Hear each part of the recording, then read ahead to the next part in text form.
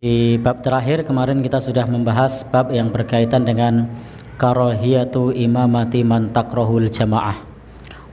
Di kemarin terakhir kita sudah membaca bab makruhnya imam yang dibenci oleh jamaah. Artinya di sini sebagaimana yang sudah kita bahas di kesempatan yang lalu, seorang imam hendaknya bukan yang dibenci oleh mayoritas jamaah.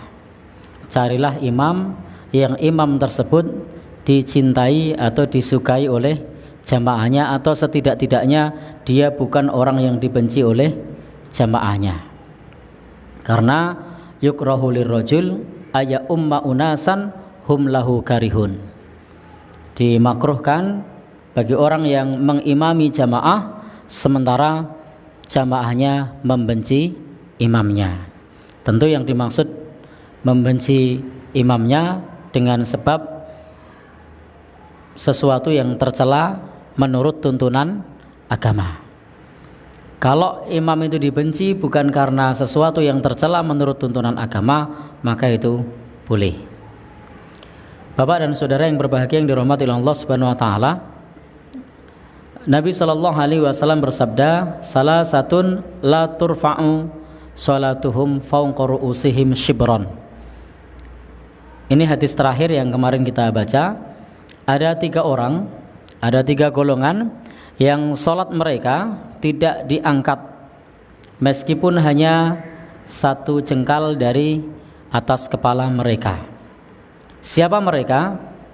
Yang pertama adalah orang yang menjadi imam sementara makmumnya tidak suka. Yang kedua, wa mura'atun batat wa zawjuha 'alaiha sakhit. Seorang perempuan yang bermalam sementara suaminya atau bersama dengan suaminya sementara suaminya dalam keadaan marah.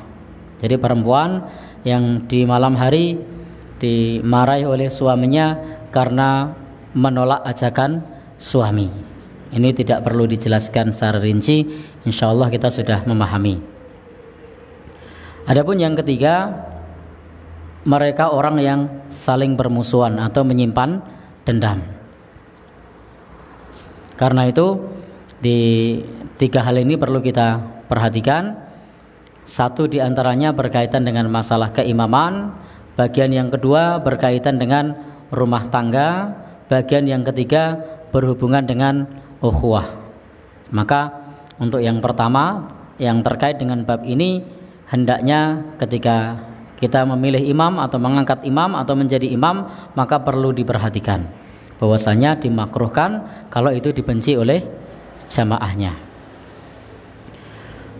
Adapun yang kedua tadi urusan rumah tangga, sudah selayaknya bagi seorang istri ketika diajak oleh suaminya, maka hendaknya istri tersebut tidak menolak ajakan suami, karena ini termasuk perkara dosa besar bagi seorang istri yang menolak ajakan suami di malam hari. Kalau sampai kemudian suami marah, maka sholatnya tidak akan terangkat meskipun hanya 1 jengkal. Bagian yang akhir adalah bab yang berkaitan dengan ukhuwah, persaudaraan. Maka tidak sepantasnya kita bermusuhan atau menyimpan dendam, karena berakibat pada sholat yang tidak terangkat.